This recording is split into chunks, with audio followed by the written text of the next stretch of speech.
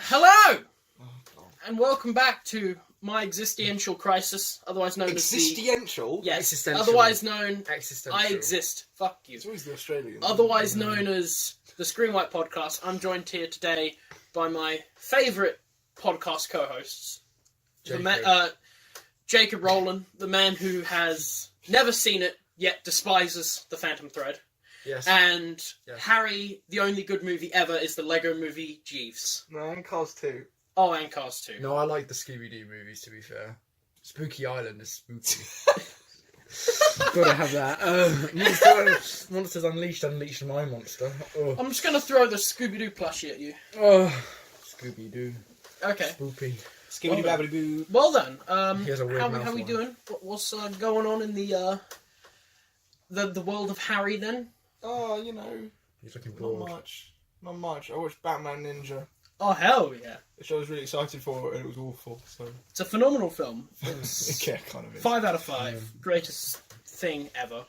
I completed the story again on Spider-Man. Oh, I finally beat it as well. So but for the first time. Well done. I still you. haven't played it. Well, I've played it, but You have I played still it. don't. I'm going for the platinum.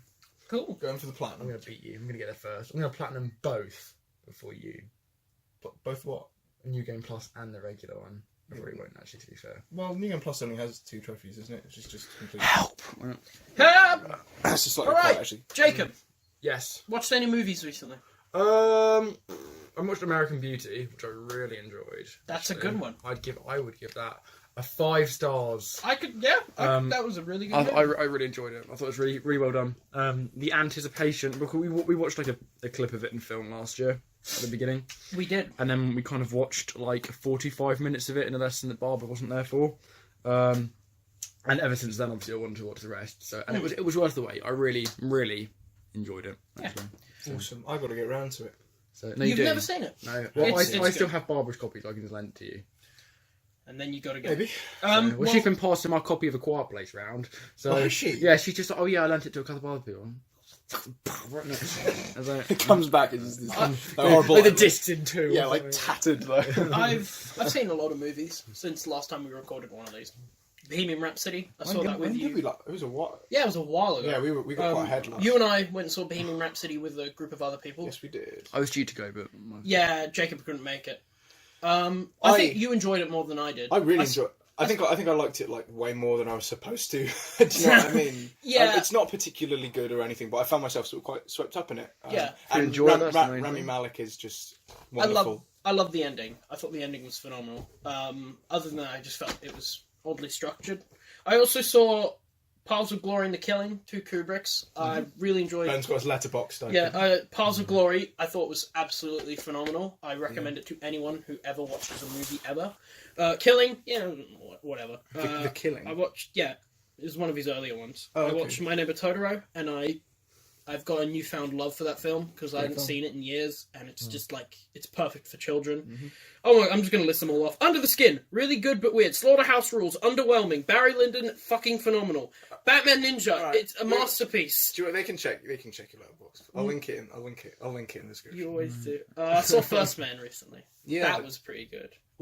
We're gonna do so. Oh, let's get them in on the plan. Oh, actually. So at the end of December, we're gonna do so that it'll be episode 14? 12. Okay. 12 You're ahead will of it. be a 2018 in review. Where we'll just start the whole episode, so an hour, talking about everything we saw this year and how we. We'll probably just get a list of all the movies that we've seen this year and just say what we thought of, and then at the end we might do everyone's top 5 movies of the year or something. Something like that. Yeah, we'll do. Yeah, some sort of round. That'll be the whole episode. Pacific Rim 2, Early Man.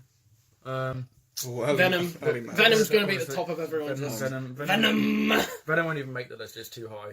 It's too It's high. not fair to put it in with the rest of them. Yeah, it's not a film. It's like... It's an event. Yeah, it's Infinity War. That's not an event film. Venom is an event film. I watched. I watched Following, which was Christopher Nolan's first feature length. Was that Well, good? I say feature length. I think it's 70 Was minutes. Memento his second? Memento was the second. Seven- The one you 70 said was quite like Memento, lots of it. Yeah. Si- I found Following really headachy. In the worst possible way. Cut my brain. When something is needlessly confusing, I thought it was way smarter than it was. Whereas Memento really justifies why it plays with its structure like it does, but I didn't feel like following did. So would you call it pretentious? I guess so. Would you call it Phantom Thread? Phantom Thread's not... Okay. I'm going to watch that movie. Yeah, Harry... It's probably really good. Yeah, Harry... Us three are going to watch it. Harry and I are going to really enjoy it, and then Jacob's just going to despise it for, I won't watch it. We're talking about Memento on episode 11, so 2 from now, so I will say more, but we did also watch Memento as well. That was... 70 minutes is full feature length, by the way. Oh, is it? Yeah. Alright. I always think of 90 minutes. I guess more than an hour is probably. I thought like for something to count as a feature length film it had to be like longer than 40 minutes. Okay. Like but no one does a 40-minute movie because it's quite time restricting. Yeah. I'd really like to watch Overlord. Actually, that's coming out. I'm going to go see that on Saturday. But it's an 18. So. Oh well, I'm 18, yeah, so exactly. So I don't know. Well, I'm going to go with Will, and hopefully that'll kind of. Ask as a mask. Yeah, he's a big boy. Yeah, that looks interesting. Doesn't it? I hope it's good. I don't think I'm going to go and be like, I think I'll probably come out and I'll be like, that's kind of 3 stars kind of. Well, you don't know. Like, it could surprise you. I'll be very interested to know what you think. So. If I and you won't be interested. Me afterwards. You won't be interested to know what I think. Oh, you bastard! Oh, and you. Oh, you are saying it. Oh, and I'm seeing it this. I'm seeing this Saturday. Okay. I might go see it. Harry values Jacob more than he does me. But then again, I value Jacob more than I value myself. So you were right there, dear. Yeah. Do you do that thing where like you cough and then like your side just hurts? Yeah. Like, you know what I mean? Like, I think you had a everything's connected. You feel fragile. I'm not fragile. Yeah, it's like in those movies where it's like when he's at his most vulnerable, he's at his most dangerous. Yes.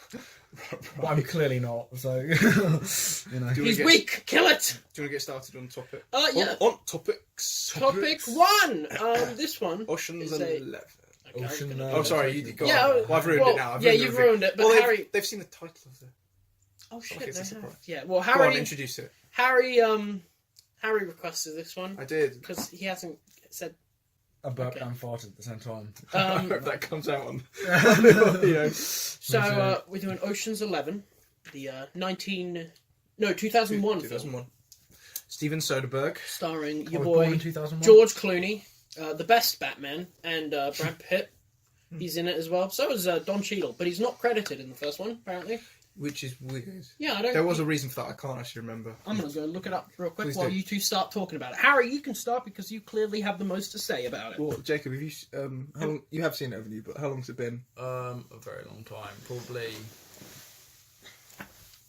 like 10 or 11 years. Oh, jeez. Okay. Oh shit! It's been a long time. Do you remember a lot about I it? remember George Clooney was in it. In effect, you haven't seen it. No, You could have told us this sooner. I did. Oh. You did. Lol. No, I mean, from what I remember, it was pretty good. But I feel like as a kid, you kind of... Yeah, you didn't have that kind of critical mindset. No, like when I was a child, like I would watch like National Treasure and be like 9 out of 10 movie. It's got an action scene. You'd watch Cars 2 and think it's the pinnacle of cinema. What it is. It is. It is. Ben. It is. It makes The Shining look like a child's Yeah. foot What? compared. I thought you were going to say it makes The Shining look like a kid's film. Clearly, like, making fun at the Well, juxtaposition. technically, I'm still a child Cars in the 2. eyes of the law, and my film might be good. Who knows? Anyway, Just Ocean's a film. 11 Ocean's 11. is a reboot of one from the 60s, I think. 50s, I'm pretty sure. Oh, okay. Which was a Rat Pack film. And it's pretty different. Would you like me to fact check that? You should go for it. Go for it. Do. I very much like the 2001 Ocean's 11. Ben, you watched it more recently than I did. I watched it a couple of months ago. I thought it was really, really solid. Like, I'm not big, as I've previously mentioned, I'm not big into heist thrillers or just heist films in general, and it was one of the few examples of something in the genre that, like, really, wow, look at this! This is really cool and interesting. And I think it might, like, I found the characters, well, like, Brad Pitt, George Clooney, I found a lot of the characters, like, interesting. I found, like, I love the twist at the end. Yeah, we'll get to that in a I didn't minute. see that coming, and it just, like... So well done. It worked. I don't remember what happened. I felt like acting all on the wall was really solid. I like the... Apart from Don Cheadle's accent, which we'll come to. I thought that was the best part. Maybe that's why he wasn't credited. Yeah, maybe they just thought, he's not an actor, he's a god. Not sure. What? But yeah, there are 2 sequels. There's Ocean's 12 and Ocean's 13. Yeah. Both of which. Ocean's 8. Oh, That's yeah. a remake. No, it's a sequel. Yeah, Oh. because the main character is the George Clooney's character's wife, right? Is she? Debbie Ocean. I think so. I haven't seen Ocean's 8. But... No, neither have I. I heard it was just kind of it's either her husband, like, or her dad, or something. I don't know. Her dad. I don't know. I haven't. Oh, you mean her daughter? His daughter. Whatever. But for yeah, the Soderbergh sequels though, 12 and 13, I have seen, and do enjoy. But we're probably going to just centre this on the first one because it's slightly easier to. So. Yes. Ben, do you want to put your phone down? I'm looking up why Don Cheadle's not credited. Okay. I just think it's an extremely solid. I think it's so well directed and so well written and so well acted, and so well paced, and just it kind of just hits every beat in such a good way. I completely agree with you. Roger Ebert described Ocean's 12 as a movie about behaviour, and I think it kind of crosses over into all of them where when these characters are talking, it's just all about how they say the like there's that scene about 10 minutes into the film where George Clooney's trying to get it is Ocean's 11, not 12, sorry. Trying to get Brad Pitt's character in on the heist, and he does this big speech, and there's a pause, and Brad Pitt says, like, how long did you rehearse that for? And then they kind of have that little banter afterwards, and it's sort of little things like that. It has such an interesting rhythm to everything that happens. It delivers a very interesting heist, and also has a really solid emotional backbone that really caught me off guard by the end of it. But as far as the heist goes, there are kind of like 2 types of heist movies, or at least 2 main types, where you have the heist movie like Ocean's 11, and lots of others where they lay out the plan for the audience first, and then you see them doing it, executing it. Yeah, you know what's going to happen, and then you have heist movies like Ocean's 13. Which is when they don't tell the audience what's happening, and it happens. And the sort of fun of the movie is seeing the heist happening and trying to piece together for yourself what the big plan is, and trying to work out how it all comes together. Personally, I prefer the former, knowing what's going to happen and then seeing if because things always go wrong with them. I think I prefer the latter. You can skip Ocean's 12 because people don't really like it very much. I think it's fine, but you should watch Ocean 13 then because it is kind of more of the same as Ocean's 11. It's not as good, but it's still solid. Yeah. It's definitely nowhere near as good actually, and I'm not sure it is totally more of the same. It is a bit of a detour actually. I just checked. Don Cheadle is not credited because he didn't want to be credited because apparently it was seen as like an anti-prestige thing. Right. So also, I think he just was really embarrassed by his accent, and he didn't want to be associated with the film. Well, he did it 2 more times in the other films. So. Did he? Oh yeah. I imagine he comes back. All the actors come back. So is he? Yeah. So even baby Matt Damon. Yeah. Oh, nice. Yeah, I like Matt Damon's character quite. Linus. Yeah, I found him to be probably my favourite. Maybe Brad Pitt's just because I like Brad Pitt. Yeah, in Oceans, in the 2 sequels as well. Brad Pitt, I think, is the best character. He's such a joy to watch in those films. Yeah. And he's not even doing anything too demanding. He just has this really cool kind of swagger. Suave. Yeah. I liked when he was phoning Benedict and the kind of just the chat they have, and just how he not presented himself, but how he just delivered himself, and it was really. He just seemed a bit like he was cocky, but like in a entertaining manner. I love how the film. Just so we're avoiding spoilers for a little bit, I love how Ocean's 11 is shot as well. Everything, it kind of has that grain to it. Yeah. Everything looks sort of quite insular, and even though you're in these huge casinos, it doesn't do these big sweep. It doesn't have these big sort of sweeping shots. Keeps it more personal. It really keeps it personal. Just the opening shot where Danny Ocean is being interviewed about why he should be released from prison, just on his face. It doesn't cut. And you hear the people asking the questions from off camera, and I just love that. And I think well, it helps you. Soderbergh is such a ridiculously capable director.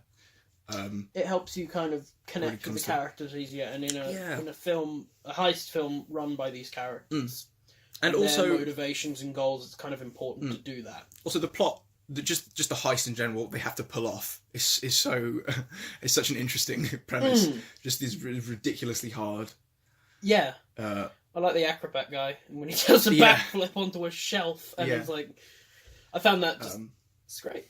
Yeah, and they pull really, they don't, despite me saying that they sort of lay it out for you, they don't lay everything out for you. There's that last bit in the vault which is kind of sprung on the audience, which is really cool. But why I think this is a cut above other heist movies, because if you took away what I'm about to talk about, then it would just be like a very solid sort of heist movie. But it is this other backbone that it has, which is Danny Ocean and his ex-wife Tess, who's now with Benedict, who's the owner of the casino they're robbing.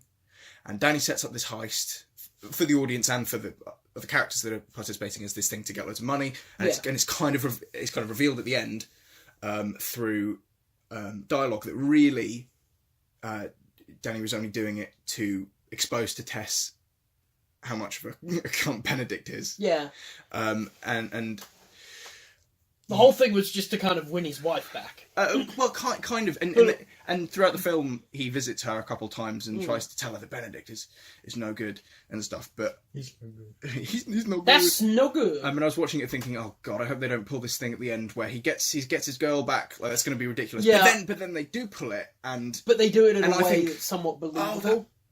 Like I was totally on board when it happened, which I think it plays with you as a viewer really, really well. It narratively, it's engaging emotionally from that perspective as well. And I think that's a part of the film that's overlooked a little bit in its rewatchability, would be going back and knowing what Danny is sort of planning all along is just to expose Benedict. I think I had the exact same kind of reaction as you did, like just that kind of like, I really don't want it to end with him. Or he gets the girl and they drive away in the sunset, but like it does that, but it does it in a way that's like, you right there? Yeah. It does it in a way that's like not kind of unpredictable. Like you don't see it coming. They don't glam it up either. And so like you were saying, they keep it very personal, very insular. It felt satisfying. It really did, yeah. But not ridiculous, and which I find quite amazing considering how lucrative and like how convoluted his actual plan to win her back was. And as well as that, I mean, it's just super, super fun to watch. Yeah. Just watching all these beats happen. I remember the point that I was like, yeah, I'm super into this. The point where the actor's Carl Rayner, I can't remember his character's name. The older Carl one. Rayner? Yeah. That's a Green Lantern. Oh, there you go. It's Rob Rayner's dad. Lantern, I think. Yeah. Is he related to Jeremy Rayner? Or is he Rayner? Whatever the hell. Right? I don't know. Rob Rayner, who directed Misery, is his son. Anyway, the guy based on the Stephen King book. Yeah. The one that plays the old guy. Ah, yes. When he's feigning being that character and then the Russian dude. Yeah, and then pretends to faint and stuff. Yeah. And you're not sure as the audience whether that's actually happening or if that's part of the plan. I somewhat assumed it was part of the plan mostly. Yeah. There's still an ambiguity though. Yeah, I imagine like maybe that's just me, but I was just like, oh yeah, this is all part of the plan. All part of the plan. Especially when the two ambulance members came out and they were part of the plan. of course. Yeah, I mean, it's revealed. It doesn't hang on any ambiguity too long. I don't think the film. It's just kind of a little thing. I love Danny in that when he gets locked in that room to get beaten up by the big guy, and then like pays him off. I think it's a really cool. I don't know. It's just such an entertaining watch. Yeah. Like above anything else, it's just really, really supremely fun. And that's sort of I watch. And Ocean's 12 is just. It's pretty bizarre. It's so ridiculously self-referential, but I still had a pretty good time. And then Ocean's 13 is just sort of this a safe heist film. So I mean, if you like this kind of thing, then it's. Well, and I know you're not that keen on heist. I like a good heist film, so that's probably what compelled me to keep watching the series. When I think about all the heist films that I would like, that really like, ooh, look at this. Ant-Man and the Wasp. I hate that film. No, Ant-Man and the Wasp was just nothing. It was. Like, it's just a film that exists. It's not really a heist film. It's just a shite film. It's not really a heist film. I think the original Ant-Man could be considered. Oh, okay. Ant-Man and the Wasp isn't a heist film. Oh, I haven't seen Ant-Man and the Wasp. It's just a bad movie. Okay. I wouldn't even call it bad. I'd just call it exists. Oh, like, call it bad. It's not bad enough to be bad. Like, it just exists within the realm. I think it has a lot of problems, that film. I think it's the worst MCU film. I don't think it has enough problems. I think it just doesn't have anything wrong with it, but at the same time, it has nothing good. It's just nothing. Oh, I do. You kind of get what I mean. I'm just saying it. Kind of. It's I do think there is stuff most middling film ever. Yeah, it finishes and you think that was a Something movie. I left extremely disappointed. And you just feel absolutely nothing. Yeah, that's okay. fair. I get why you dislike it. I wasn't really that looking forward to Ant-Man when that came out. I actually was. But Ant-Man's my favourite superhero, and I enjoyed the original Ant-Man movie as much as you could enjoy an Ant-Man that movie in particular. Yeah. I really wish Edgar Wright had stuck with it and just like gone through all the corporate BS, but no, alas, I enjoyed it loads though. In an alternate universe, the same might happen with Ant-Man the Wasp. I thought I wouldn't be that excited, and I'd go in and be well, like, "Oh yeah." Was anyone excited for Ant-Man and the Wasp? No. But what I mean though is, I thought the same would happen as with what happened with Ant-Man. I wasn't looking forward to it. I enjoyed it way more than I thought I would. But I think as well the cool down from Infinity War. I was about to mention, like, why would you release such a small like film right after your big 10 years in the making kind of thing? Anyway, back to heist films. Well, Ant-Man. No, I would say that the only like heist films that I would say I actually kind of enjoy that I could like rewatch again would be Ocean's 11, Baby Driver, and probably the original Ant-Man. Maybe Drive. Logan Lucky. I haven't seen Drive yet. So... Oh, Logan Lucky's really good, isn't it? Yeah, I like Logan Lucky. I mean, that's kind of relevant to Ocean's 11 because it's from Soderbergh. Yeah, Soderbergh again, and it is a heist film. It's pretty similar actually. It's set in the same universe. Oh! I mean, not stylistically, but sort of. I haven't seen it. So. You've never seen Logan Lucky? I've never seen it. Count the last year. Yeah, it's not. Yeah, I would recommend. Well, it, I'm not saying it as though it's a bad. Well, I would recommend it. I think you. At the very least, it's pleasant. Yeah. And if you like a good, and the script is really good, tight. and he directs it really well. It's really tight. Yeah. My problem with Logan Lucky is the last 20 minutes, which I just don't know why are in the film. Where like with that like police, I get what you mean. The policewoman's like tracking it. It's just still bizarre better to than me. King of Thieves. I I saw King of Thieves. It was like a 4 out of 10, kind of 2 out of 5. It was just like it's just old men talking shit to each other for 2 hours. Oh, is that the one with Charlie Cox in it? Yeah. I think his character was probably the best one, but it's so weird to hear Charlie Michael Cox. Caine swear. What makes a good heist film to you? And I actually open this out to Jacob because you've sort of been hanging out in this conversation because you don't have much to contribute to the film specifically, but yeah. I mean, well, I think with heist films, really it kind of depends on the world they're set in. First of all, you know, I mean, Right. I kind of like them to fit in, you know, kind of like how that world's established, I suppose. So with something like Ant-Man, kind of everything that I wanted them to make it like a bit bigger than kind of like a heist movie. You know what I mean? I wanted them to kind of have not like it's not like You don't need a world end. no, end of the world but scenario, it's more stakes than I'm just taking money. But because that's what works in the Marvel universe, you know. But within the Marvel context. yeah, but whereas in like Baby Driver or something, they're just trying to get money, you know. So I think I like well, and that's the thing. It's really difficult with heist movies because there's a lot of different types. And I know you said there's 2 different types where you lay out the plan, but there's other types. As well, yeah. Where sort you of kind speaking of very very broadly. yeah, of course. But where you kind of drive and you get money and then you leave again. And with that, I was sort of talking in the By the way, sense of like don't a spoil- traditional sort of heist movie. don't spoil Drive for me because it's on my. I Like, can't actually believe you haven't seen Yeah, it. It's so up your alley. Yeah, I really need to see it. Yeah. Like, It's a really great. I do like Ryan Gosling. Not as much as Carrick does, but I love Ryan Gosling. I like a good I like my plans laid out, to be honest. I like more intricate things. I don't really like, you know, seduce this person and then see if you can get their key. Would you say you prefer films sort of with heist elements rather than films directly dedicated to a heist? Yeah, I think like Baby Driver isn't explicitly about and we neither are is one Drive. heist, and neither is Drive. Yeah, exactly. No, but because they have those heist elements, it Yeah, kind you of have, adds like- to the overall film. Yeah, the There is scene something where really he's- compelling sorry. about like a heist, though, isn't there? I think. Yeah, no, definitely. I think it kind of. Sorry, but I. So what you're going to say? Go on, Well, no, man. I think I agree that like I think I would say that the kind of the films with elements of heists or parts of it, like I probably would enjoy those more than just a whole heist as a movie. There are exceptions like Ocean's 11 and what's it called, Logan Lucky, but I don't know. I think I'm looking at back. Logan Lucky is less of an explicit heist thing, though. I think. Well, But it the heist is. doesn't really. I mean, it is a heist movie, but I think it. No, it is actually. It's built. It's built around the heist. Yeah, I guess you're right. I guess it just doesn't approach I it think we've traditionally. said the word heist way too many times. It's lost all. For me, with heist movies, heist.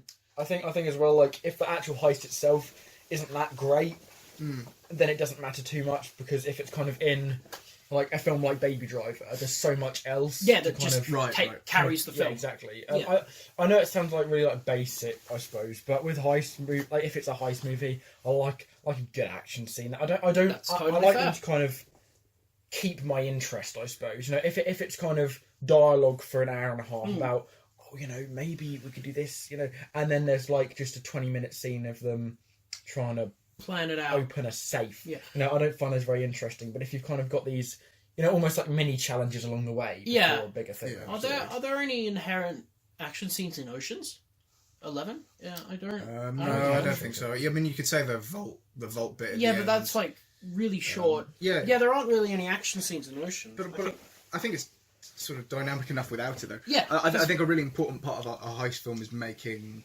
not necessarily making you care, just making the sort of different facets of the heist, and as well the characters interesting enough to be able to follow along. I was going to bring up character. Oceans does it so well, man. I mean, the characters are so they some of them are stereotypes, and they introduce some characters. Think, oh right, okay, he's the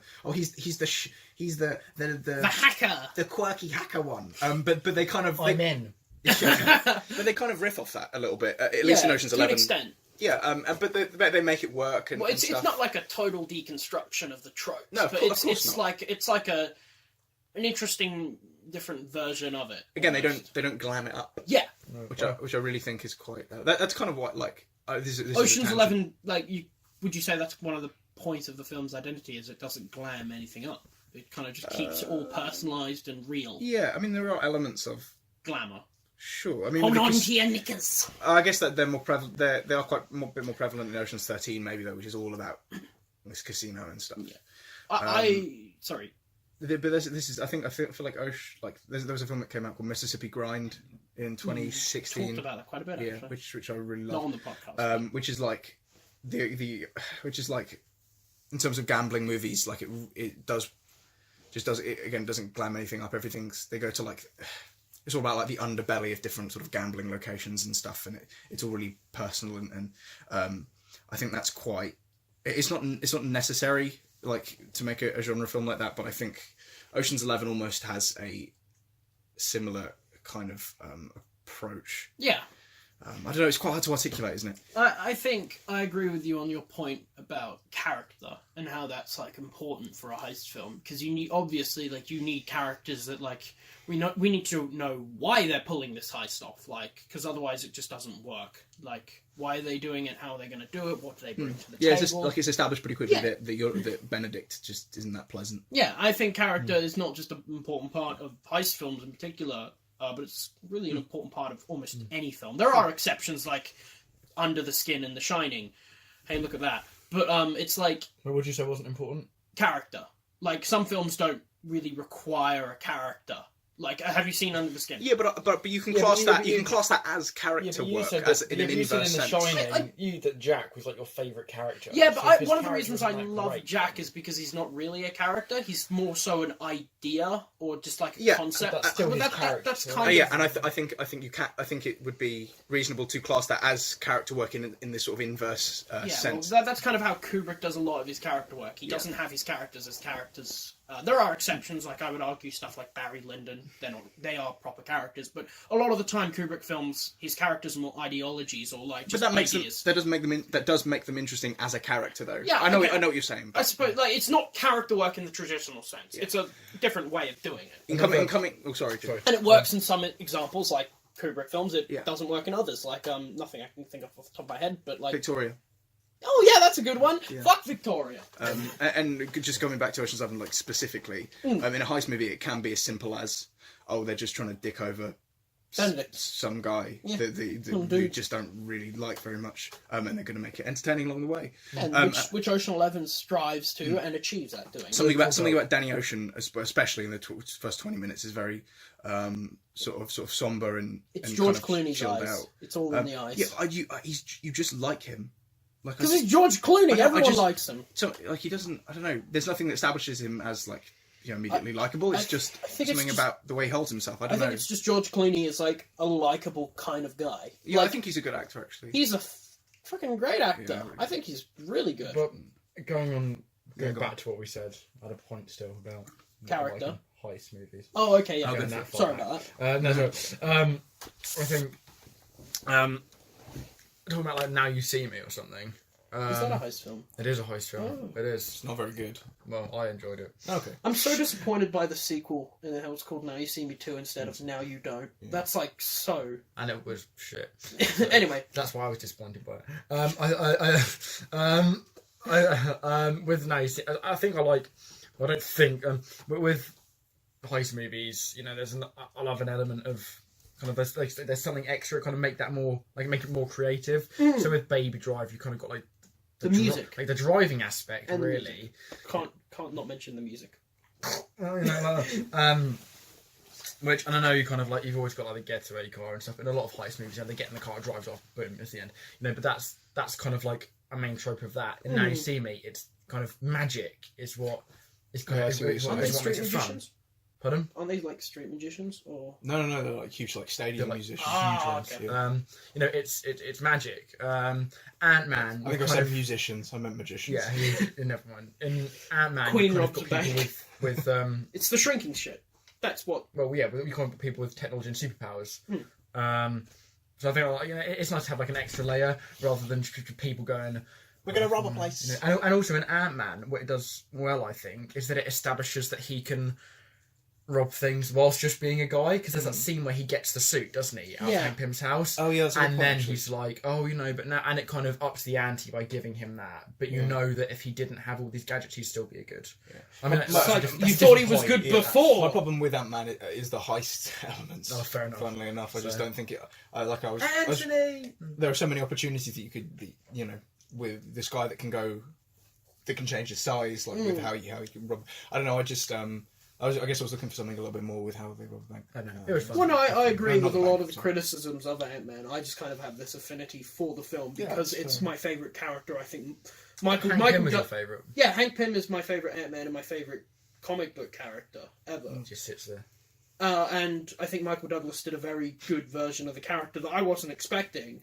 But I find Michael Douglas, his performance in the Ant-Man movies to be really good. That's like one of the few things I actually thought Ant-Man and the Wasp did pretty good. Like, Michael Douglas was in it. I know what you're saying about heist movies in general, though. I mean, sorry about if you see something and it's just excruciatingly safe and samey, then I mean, what? Well, even in the Mission Impossible films, that's another one. In Mission Impossible 3, he has to get the rabbit's foot from a place. And it doesn't show you any of it. Like I know you're like, that's not even a high scene then. Like he literally, they kind of like, you got to go and do this, whatever. And then like, a window smashes and he's literally like, I've got it, and everyone's shooting at him. And it kind of shows you what happens after. But I almost like that because it didn't feel the need to show me everything that was going on because there was enough in the film. It just showed me the aftermath, other aspects I wanted to see. Rather than him creeping around.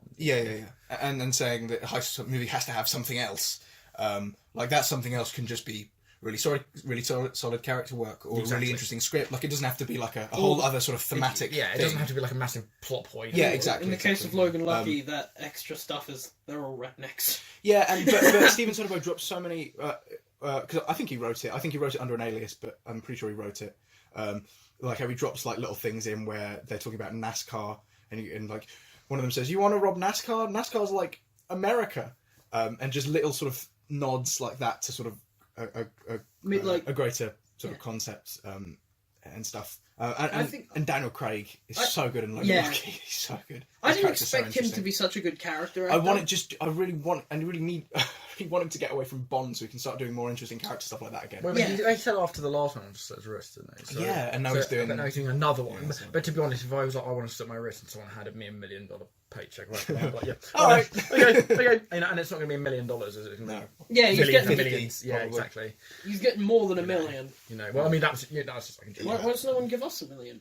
That would be pretty. For making this podcast. Yeah. No, I deserve $1 million for going to college and being alive. Still, I feel like People of our age are Hello, welcome back to the Suicidal Podcast. Do you have anything else to say about Ocean's 11 specifically, Ben? No, not really. Solid film, 4 out of 5. Rhymes with Kevin. Yeah, I go for it. I just think it's 8 out of 10. I would. Yeah, high. I thought it was solid. High.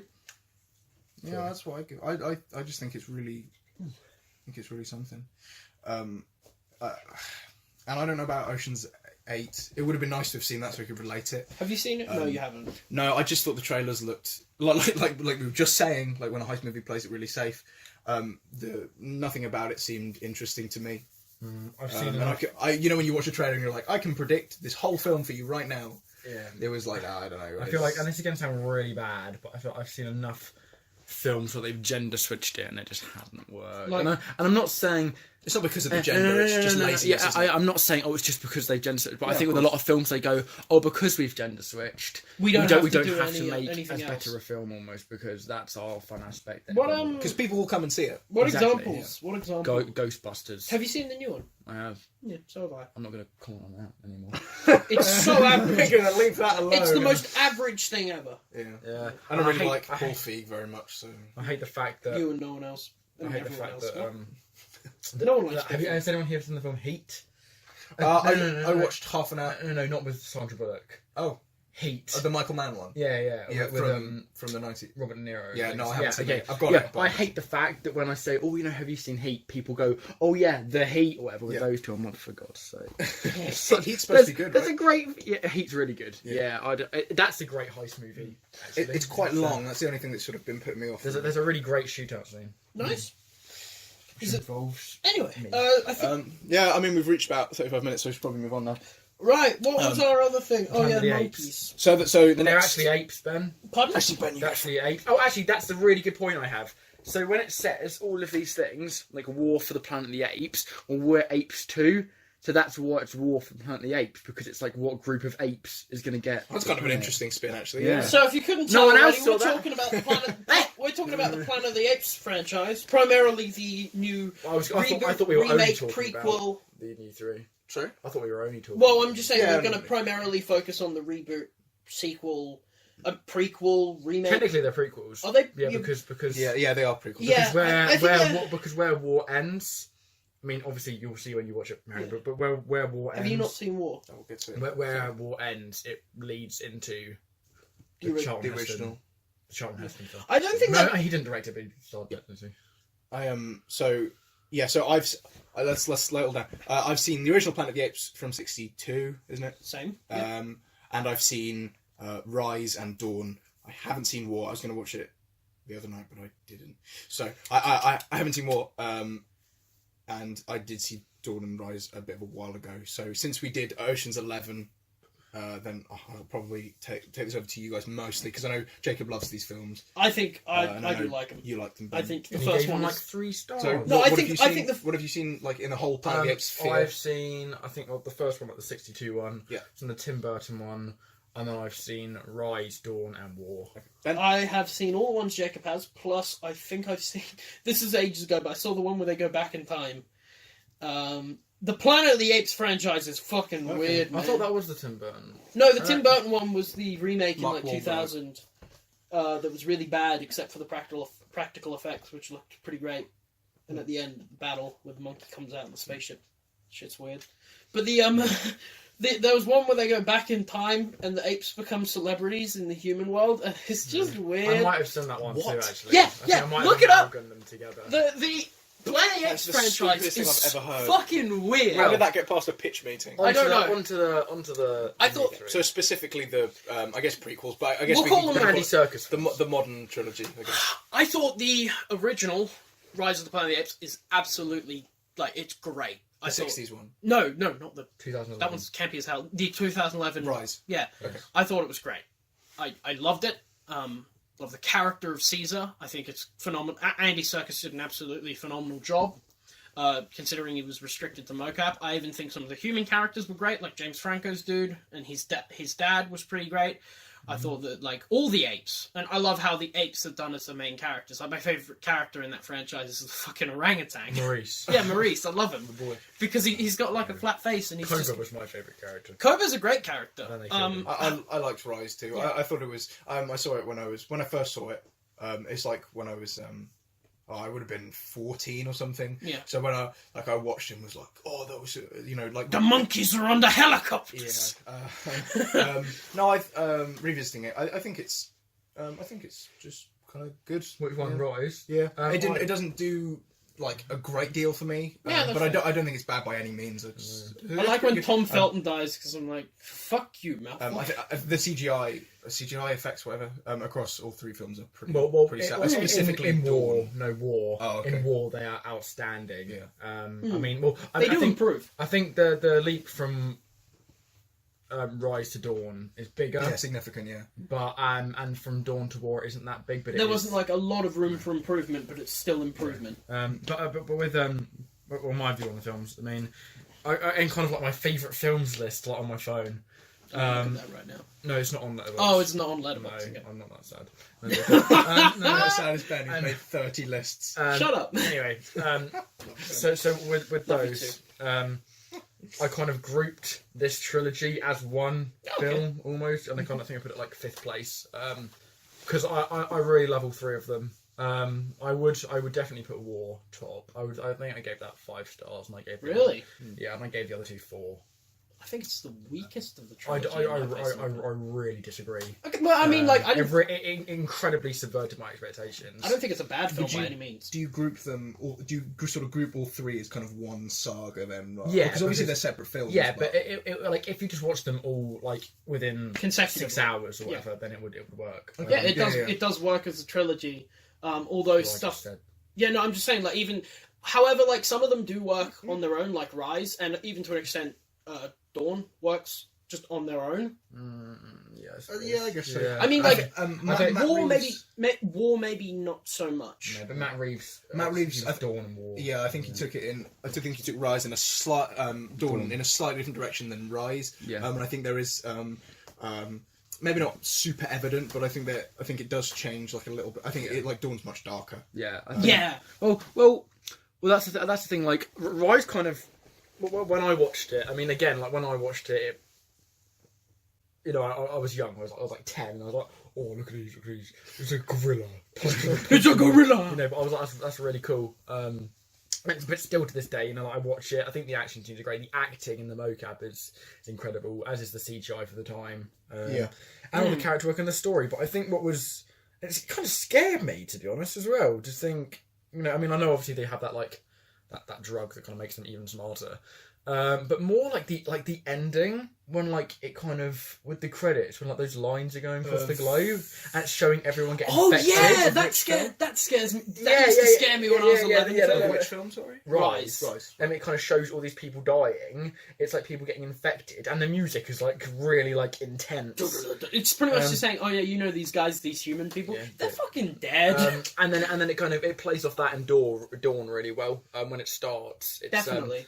It's like, you know, it kind of goes from the beginning like, oh, you know, there's an epidemic, and then it's like, you know, if anyone's left alive. I like the opening scene to Dawn, where it has all the apes hunting, because it doesn't automatically show any humans. It's the ape revenant because it's a bear. It doesn't show any humans to begin with, so like the audience doesn't know if anyone's alive or not. They think, are they dead? Are they alive? And then we are instantly put into the perspective of the apes, saying, these are our main characters. These are the guys who you want to follow. This is who we are aligned with for the film. And it shows the apes working in a coordinated structure. It shows them they are together. They are a team.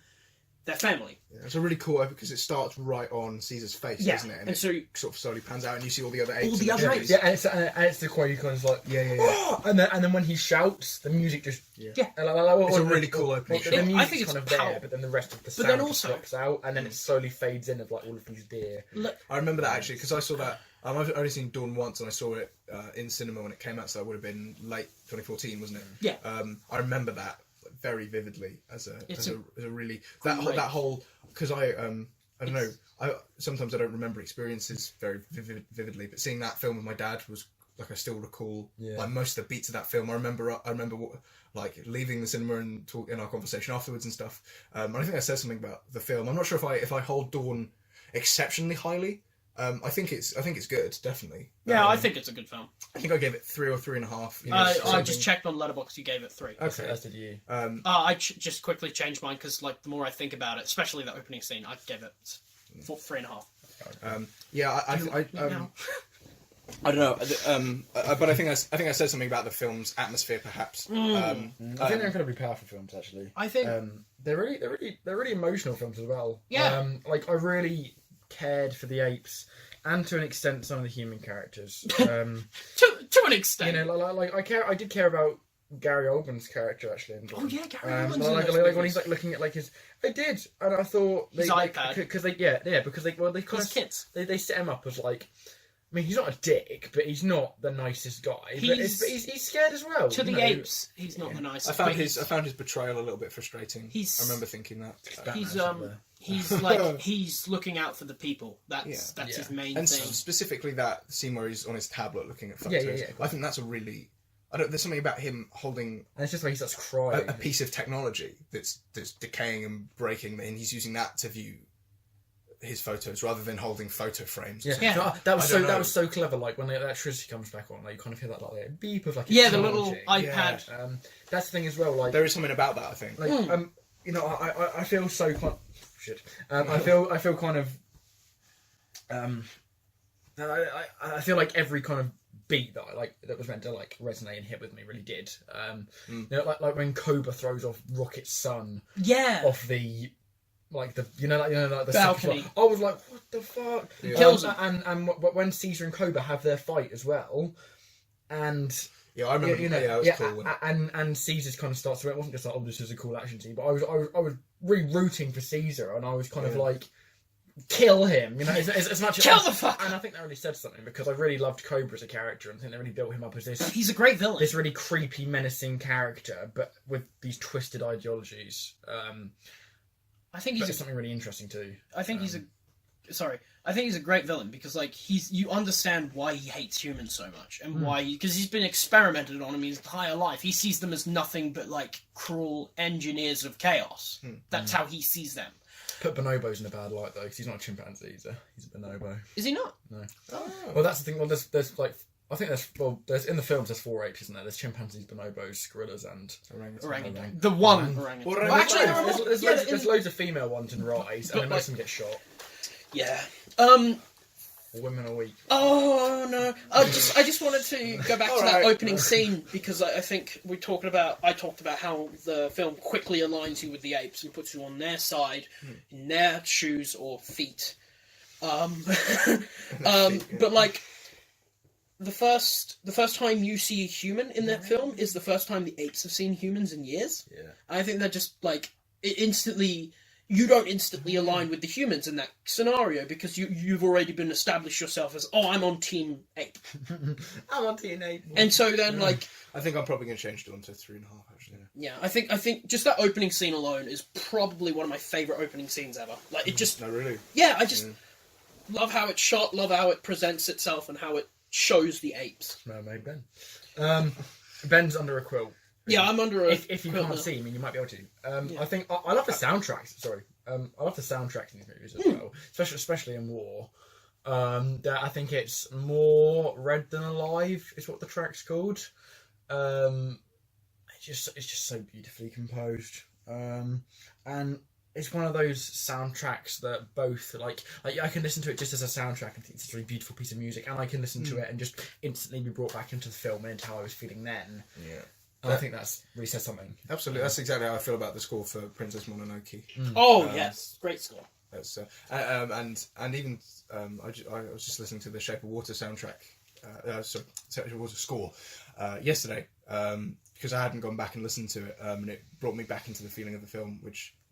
I guess it's pretty important because I guess that says that you know. I mean, I think score's such an important part of the film, and if it really defines an atmosphere as much as that, then that's a really cool thing for music to achieve. The first time I heard the Shape of Water main theme, it's wonderful, isn't it? The first time I heard it outside of the film, I cried. It was just, it's so magical, and it's just so, not in like a sad way, it didn't make me feel sad, but it just made me feel warm on the inside. I love that film. I think it would only have that. Could be heartburn, so be careful. I think it would only God damn it, Jacob! I think it would only have that resonance if you'd seen how it were used in the film. Yeah, I suppose. But that's the point of a score. Yeah. I think. I love the what do you call it? The whole the narrative as a whole as well. I think the story is told. The monkey movies. Yeah, and also, do you mean across all three? Yeah, this is something that we haven't touched upon. Is the fact that there isn't that much dialogue, but I'm still incredibly invested in like, well, air quotes, like the conversations they have and stuff. Because although they use their sign it's language, a lot of emotion, facial. Yeah, I'm never bored. I'm never thinking, why would someone talk? Do you know what I mean? Like, I'm always, and when they do talk, it just feels so much more powerful. Like there's that bit in Dawn, actually. Well, when Maurice says run, that's the first time we've heard him talk. But more so in Rise, when he yells no. When he grabs it, and he's like, get your hands off me. And then you're down to, you down to earth. And he goes, no. But then everything stops. Like, no, there's no dialogue, there's no soundtrack. Everything just stops for like a couple of seconds, and everyone's like, goosebumps. What the fuck? As we are. Yeah. I get goosebumps every time. And anytime Caesar talks as well, like I never see it as it's kind of it's personal. I'm like, wow, that's because it's held as something special. It's like exactly. the first instance of dialogue being told by an ape. It's like, holy shit, this is the moment of the film. And with Cobra, like, because Cobra can talk as well as Caesar can. Yeah. That's how you know. Well, he's a legitimate threat. Yeah. So I think I would argue that in war they get to the point where it's kind of like, okay, they talk, we get it. Only Caesar does. I don't think it gets overdone by any means, but I feel like it almost hinges on getting overdone. Well, Caesar does, Bad Ape does, and that played by Steve Zahn. Yeah, but that's it. That's it. There's no one else talks. All the rest of the apes, they're kind of silent. I agree that, like in Rise and Dawn, just like the way that the apes, like when the apes speak, it is held as something special. It's like a moment. Like you have to listen to what they're saying because it's important. But it's for a reason in war that they talk. I mean, because you haven't seen it, we can't really touch on spoilers. I mean, do you care much? I mean, it's not a major spoiler. Yeah, you can go for it. Try and avoid the whole film. I will, but in the film, the disease that's kind of killing all the humans has adapted, so now it kind of almost de-evolves them. It's making the apes smarter. It makes you mute. But that's it de-evolves them because he says, my son looked at me with like primitive eyes. Yeah, it pretty much gets rid of all cognitive function almost, so you can't really think properly. But anyway. So I thought it was really well done how they have Caesar talk more is to show that the humans, and the humans are talking less, is to show that change in power and who has the intelligence now. Yeah, you're evolving the apes, but you're de-evolving the humans. Yeah, and that's what So I think it didn't. I mean, yes, it's not as, when I heard Caesar talk, I wasn't like, oh my god, like, you didn't get the same kind of feeling. In the other ones, but it was done for a reason, and I think that I suppose, if you look at it that way. We talk a lot as well about, like especially, I don't know, maybe the DC films or something as being, just existing to set up a sequel and sort of, but I think just watching Jacob. I think this trilogy does a pretty good job at being a self-contained film, but justifying those three films to tell a story. Like when Dawn ended, I wasn't feeling, oh for goodness, another one really. I was thinking, okay, I understand why this is going on for another film. I feel like it. And if it ended there, it feels incomplete. That's the thing as well, because war does, and I won't spoil this bit, but because war does incredibly subvert your expectations. It has a very book-ended ending. It ends and you're like, there ain't going to be anything. No, I mean the entire film, because it's not really I thought you were talking about the ending. As such, is it? Really, the mini war is actually in Dawn. In Dawn. Or you could argue that the war is in war, but it's not the classic apes who are the apes who are fighting each other, if that makes sense. But anyway, but I think you could just end it there. because I'm not sure they need to do a fourth. They aren't. I don't think there is. I say I think 3 is a good number. A trilogy is a good. Yeah, and none of them felt forced either. Yeah. I didn't think they would do one after Rise. You didn't. Well, yeah, but then to be fair, I was like 10 at the time, so I wasn't like sequel time. Like, I think. Can we just talk about how much of a great fucking character Caesar is? No. Like, moving on. Oh, how he's just had. As an audience, we have seen him from birth till like the end of war, and how we just see him evolve and change and grow as he's probably the most human character in the entire franchise, and he's not even a human. No, I think he grows. I think that just speaks. One of the characters more than characters like in any other franchise. I think he's one of the people that I've watched on screen most who's actually developed. Yeah, he's developed a lot. I mean, like, obviously, every film ever, that's a huge amount. From the kind of proud, optimistic revolutionary he was in Rise to the more war-hardened yet caring father in leader. Dawn, and then he just goes to this kind of almost shut-off, cold, machine-like character. Not machine-like, but he's just cold and really distant. And his emotions change as well. Like in, he's kind of... And throughout one film, so in Rise, it's very much kind of like, he wants to play, and then he kind of, his innocence goes. And then in Dawn, he's more of this, he's caring, but he's he won't shy away from a fight so much. But then in War, he is angry. Yeah, he's just so cold, and he's just pissed off. He's cold because he's in the snow. He's in the snow. I just think... Well, hey. I think Caesar is... I'm here all week! I think Caesar's probably one of the best examples of how to write a character in film. Yeah. Like, he grows, he changes... And I just think it speaks loads about Andy Serkis's phenomenal performance. Especially how to humanise a mocap thing. Andy Serkis, like... I really wanted to see him get nominated for Best Actor. I knew he couldn't have. I knew they weren't going to, but I really wanted him to. I wish they, again, like in our Oscars talk in episode 7... 6, I think. 6. Was it 6? No, 7. I can't remember. The Shape of Water one. One of them. I really want someone to get nominated for mocap. I really think the Oscars need to start pushing them. Because film's changing. Yeah, it's evolving. Yeah. And Planet of the Apes is really good. I don't know, I think his how they animate his face really has loads of personality. I think it speaks volumes about how he performs it. I don't know if you've seen the behind the scenes. I have. How Andy Serkis... Oh, sorry. What? Episode 6. Episode 6. How Andy Serkis wrinkles and contorts his face. I mean, it's really quite impressive.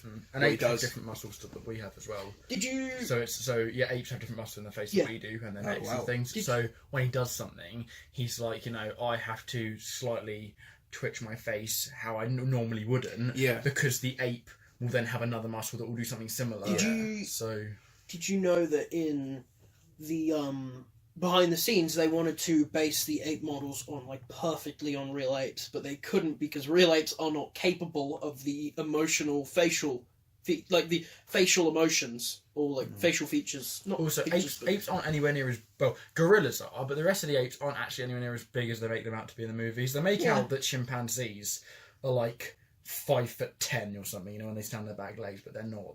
They're just short. 5'4", 5'5" at most.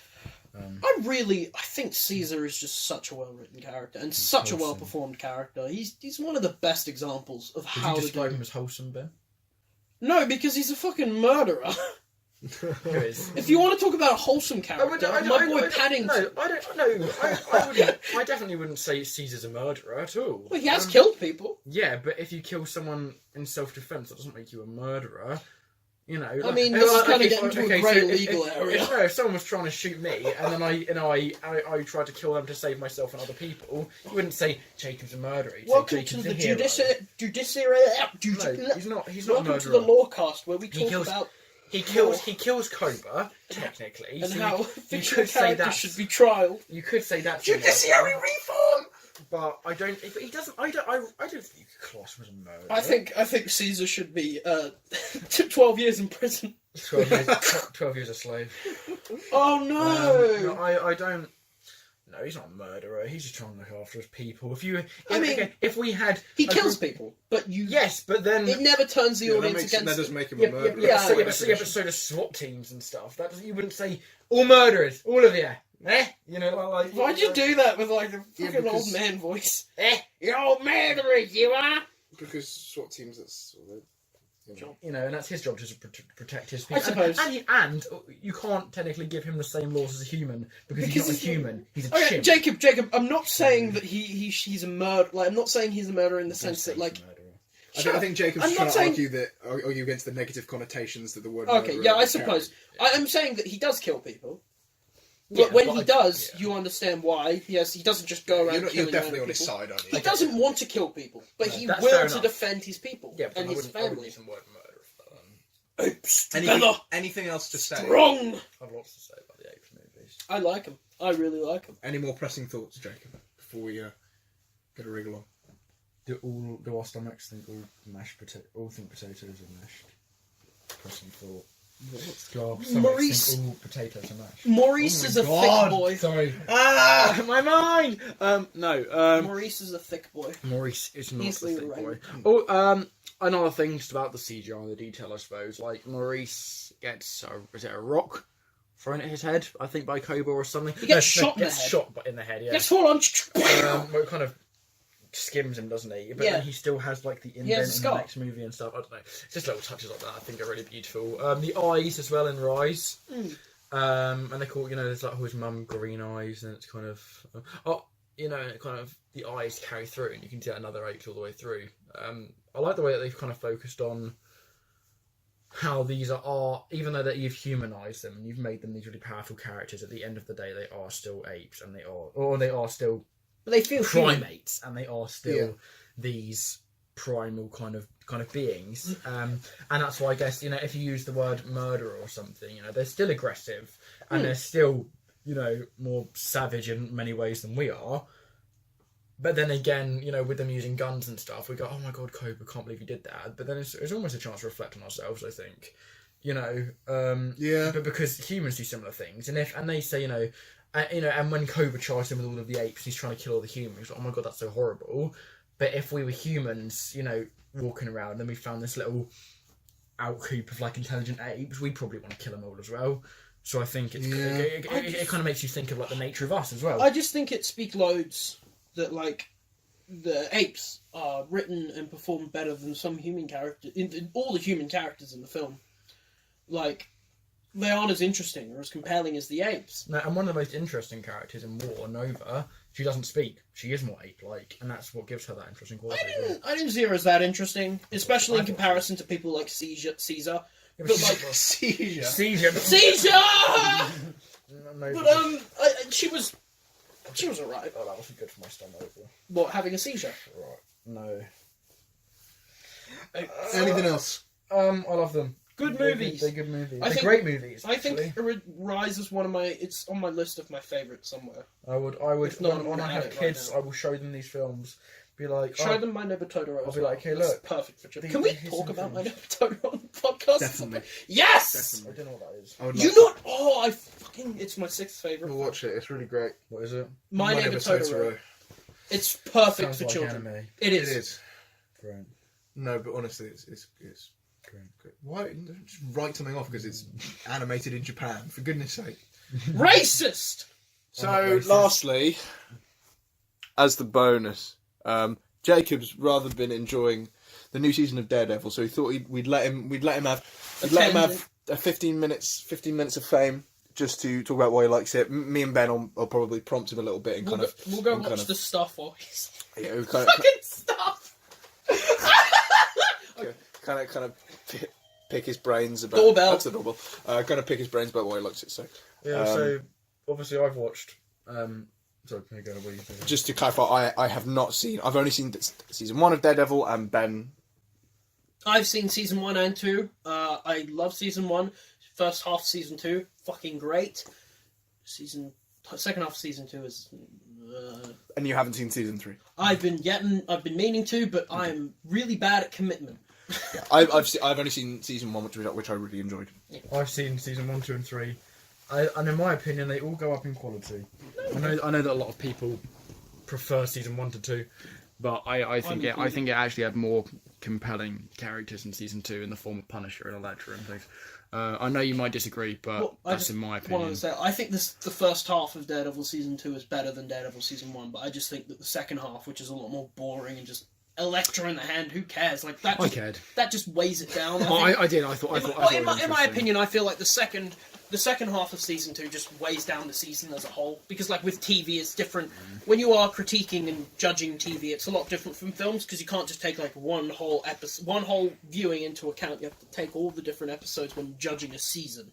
Anyway, sorry. Yeah, that's fine. Tangent over. Yeah, no, I really enjoyed it. I thought it really kept me intrigued. I didn't actually.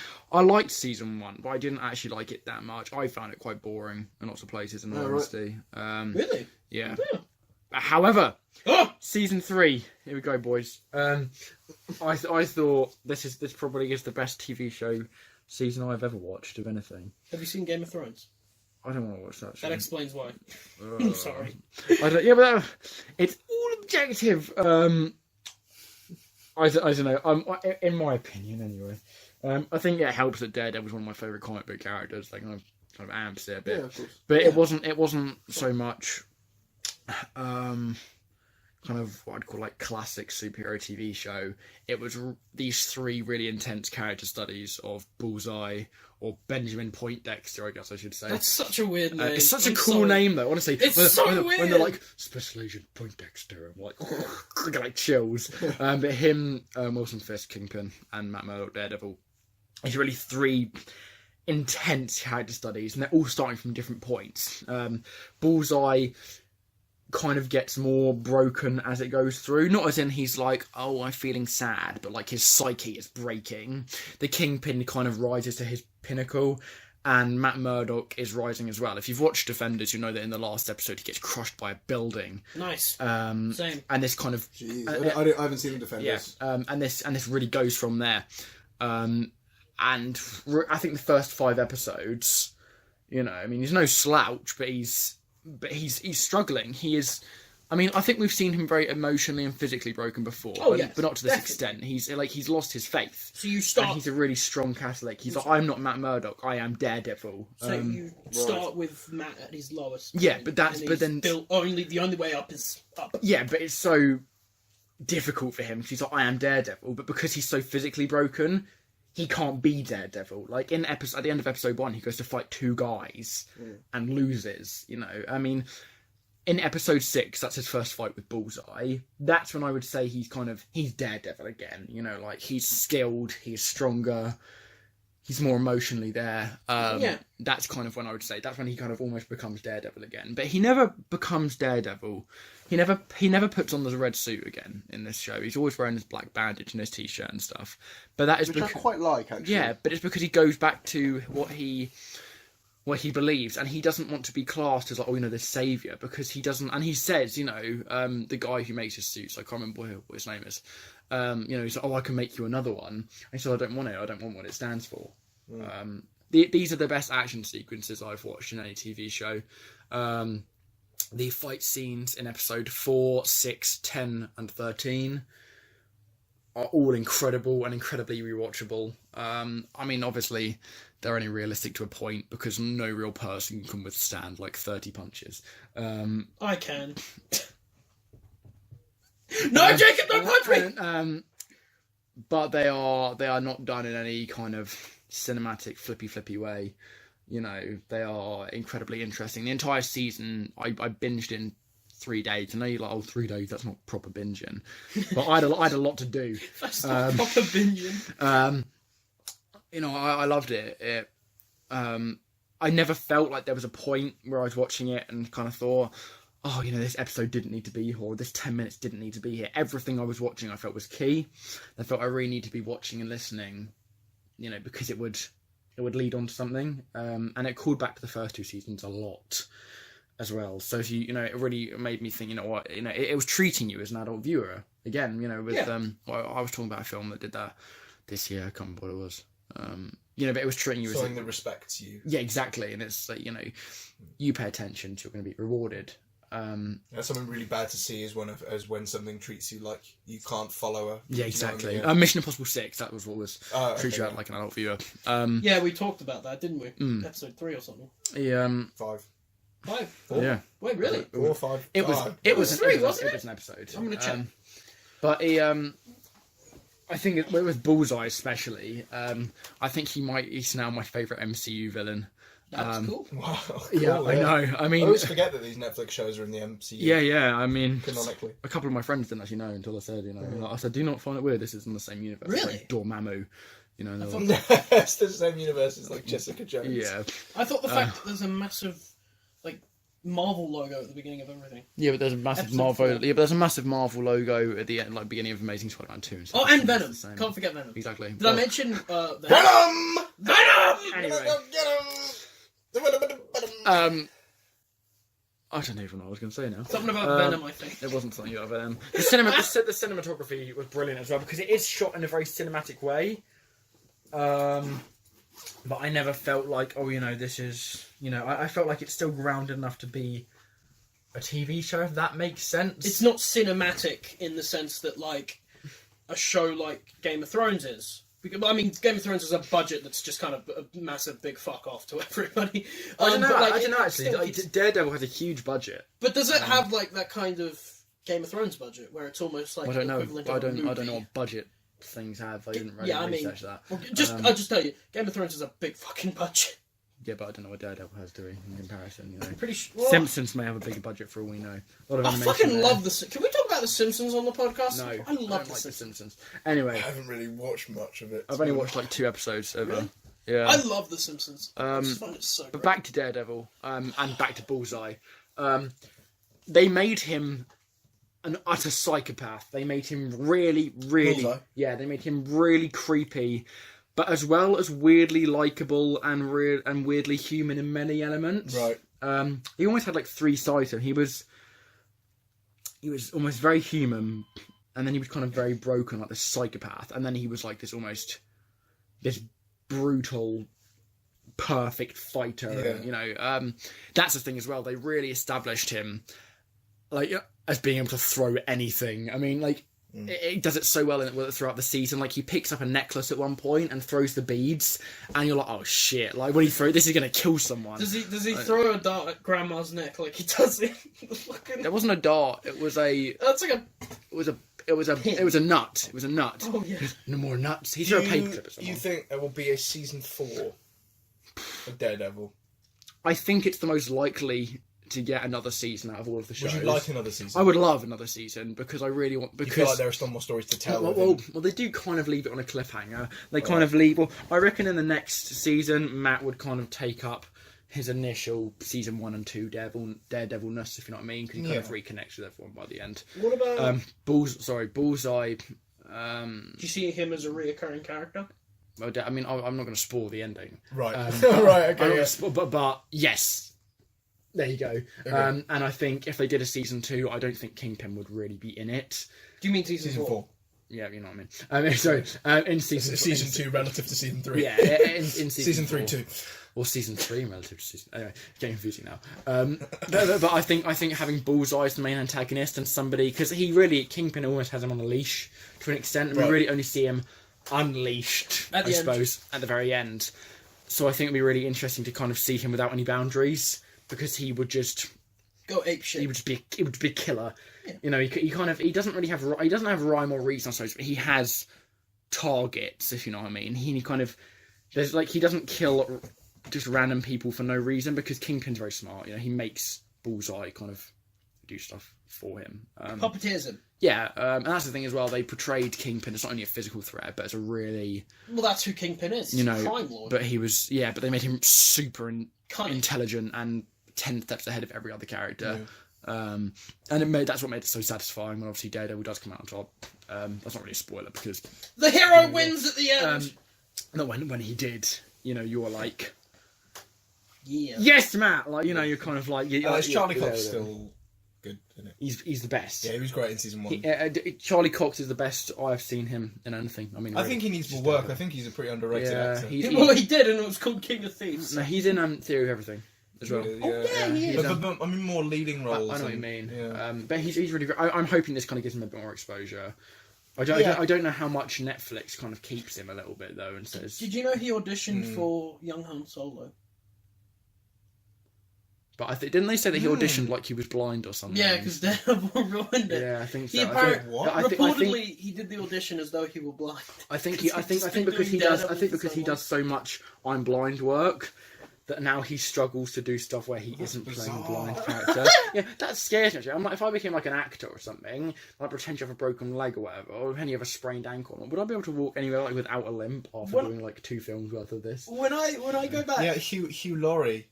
After doing 11 seasons, I think, of House, his character has a limp in that. I think he still walks with a limp.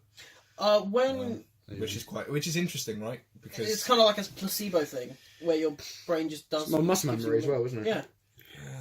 That's super interesting, actually. Yeah, especially the Charlie Cox. I have to read about that. Yeah, when looking back at the Charlie Cox in King of Thieves, I'm actually kind of like remembering various shots where he's just kind of staring as though he was blind. Like he doesn't look like he's looking at anything. That is so fascinating. Yeah. Well, it's because in Daredevil, and it's really because he's not really blind as such in Daredevil. He can almost see better than we can. Well, no, but Matt Murdock is legally blind. Legally blonde. But in season 1, like you see how he sees. Yeah, you see and he can see basically. But like when he picks things up, he doesn't look at them. He kind of picks them up like that because obviously he knows it's there. Yeah. And a lot of things blind people as well. He kind of like looks to the ceiling. So they're searching for light almost. And he kind of does that. Like there's a big long shot in episode 4, and he kind of stood there, kind of like. He's almost looking up in this kind of like almost not quite despair, but I think he is kind of trying to get maximum sight because he thinks, "Fuck, there's a threat coming." Like if you know what scene that's in, then you'll understand what I mean. That's really interesting. I'm gonna have to get around to this because I think I'd enjoy the rest of the show. Yeah. John Bernthal the Punisher in season 2. Oh my god, casting. Yeah. Did you watch the Punisher series? I did. I started watching it, but I'm bad with commitment. Brief thoughts. Punisher TV show. I thought it started out like really good. I haven't seen the whole thing, but I thought the beginning. Really how many episodes did you watch? Pardon? How many episodes did you watch? 3 or 4. Yeah, and it was good. It wasn't as good as I think it was actually the second best. Out of I think you kind of got Daredevil, Punisher. I don't give a fuck about the rest. I thought Jessica Jones was good. Harry's going to disagree with me. It's okay. Come back, Jessica. Come back, Jessica. It was pretty bad, but not as bad as Iron Fist though. But in Punisher, it really got his character right. He was just really brutal, and he was almost murderous. You know, going back to that kind of character. But they did him justice. The action scenes were fun. The character work was good. The cinematography was well done. It had a good script. The narrative didn't keep me super interested, but it did. I wasn't bored either. I kind of give it a watch if you really want. Oh, we talking about? I think I will. But I would say I wouldn't.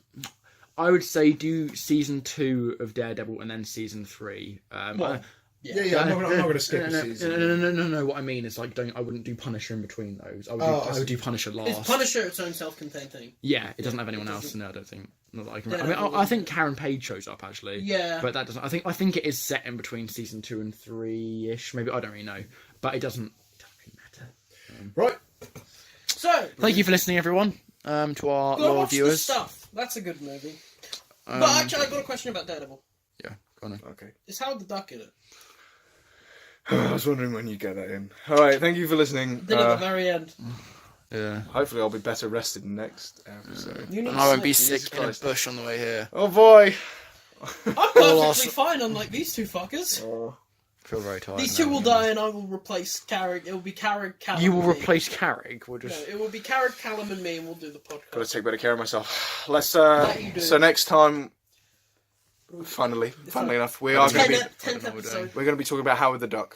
Oh, actually, yeah. We haven't. We haven't decided the other topic yet, but it will be a better one. It's going to be our 10th episode. Why don't we do jingle? Why don't we do Jingle All the Way, and then we could do. No, we're doing Christmas movies episode 11. Oh yeah. For Christmas movies, can we all pick like a favourite? Maybe. The Christmas movies topic in episode 11 will just be one topic, so we can just structure it how we like within that.